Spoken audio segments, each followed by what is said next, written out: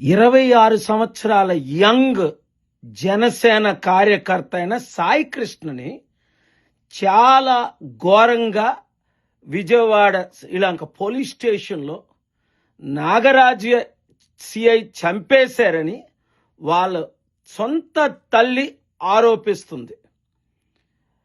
ఈ విషయం నాకు కుటుంబ సభ్యుల్లో ఒకరు, అంతకంటే ముఖ్యంగా మీడియా లీడర్స్ కాల్ చేసి, సార్ ఆంధ్రప్రదేశ్లో రాక్షస రాజ్యం అయిపోయింది, పోలీసులు కొంతమంది దుండగులు రౌడీలు గుండాయిజంగా ఎత్తుకెళ్ళిపోయి ఎవరిని కావాలంటే వాళ్ళని ఎన్కౌంటర్ చేసి పడేస్తున్నారు, చట్టాన్ని అమలు చేయట్లేదు, నడి రోడ్డు మీదే వాళ్ళని థర్డ్ డిగ్రీ ఇస్తున్నారు.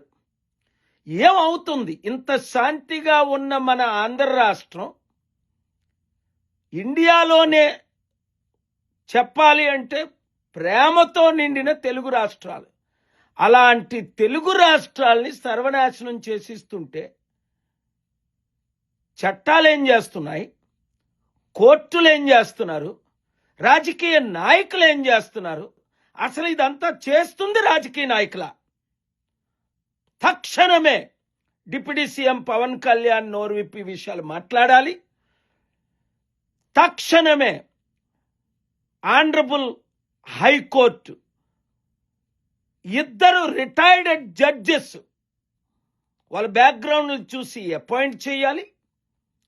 తక్షణమే ప్రాపర్ ఇన్వెస్టిగేషన్ చేసినంత వరకు ఇప్పుడున్న ఎవరెవరు పోలీసులు ఇన్వాల్వ్ అయ్యారో వాళ్ళందరినీ సస్పెండ్ చేసి పడేయాలి.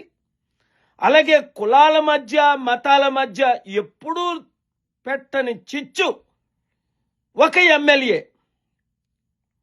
వాడికి ఇంకో పని లేదు, ఒక పార్టీలో ఉండి రాత్రి పగలు ప్రెస్ మీట్లు పెట్టేవాడు. ఇప్పుడు రాత్రి పగలు తిరిగి చర్చిలన్నింటినీ మూయించడం, హిందువుల మధ్య చర్చిల మధ్య క్రిస్టియన్స్ మధ్య గొడవలు పెట్టడం. పోలీసులు కొంతమంది, నేను వార్నింగ్ ఇస్తున్నా, వినండి మీరు గట్టిగానా, ఎవరిని స్పేర్ చేసేది లేదు. ఎందుకంటే పోలీసులకు న్యాయం చేసింది నేను అమెరికన్ పోలీసులు అయినప్పటికీ, ఇండియన్ పోలీసులు, అది అందరికీ మినిస్టర్లందరికీ తెలుసు, హోమ్ మినిస్టర్లందరికీ.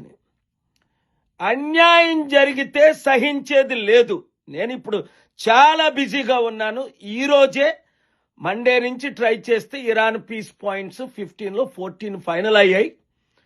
అమెరికాలో 107 రోజులు బిజీగా ఉన్నాను కనుక ఆంధ్రాని తెలంగాణను విడిచిపెట్టానని అనుకోకండి. ఇక్కడ శాంతి చర్చలు ముగించుకొని నేను వచ్చానా, ధర్నాలు స్టార్ట్ చేసామా, మీకు నరకమే చూపిస్తాను, తెలుసు కదా. Betting apnoea ఆపాను, steel plant నమ్మకుంటే ఆపాను. ఎవరు అన్యాయం చేస్తే వారిని సహించేదే లేదు. ఒళ్ళు దగ్గర పెట్టుకోండి. ఈరోజు ఒక పొలిటికల్ పార్టీ ఉంది, రేపు ఇంకో పొలిటికల్ పార్టీ వస్తుంది. మీరు మాత్రం చట్ట ప్రకారమే, పోలీసులందరూ చట్టానికి గౌరవం ఇచ్చి, ఓకే వాడు రౌడీ షీటరా, పట్టుకోండి, అరెస్ట్ చేయండి, కోర్టులో సబ్మిట్ చేయండి. చట్టాన్ని మీ చేతిలో తీసుకోవడానికి మీరెవర్రా? Useless idiots. దేవుని శాపాలకు గురవుతారు, నా శాపానికి గురవుతారు. మీరు చచ్చినంత వరకు ఆత్మశాంతి లేకుండా పోతారు. ఈ వీడియో అందరికీ షేర్ చేయండి.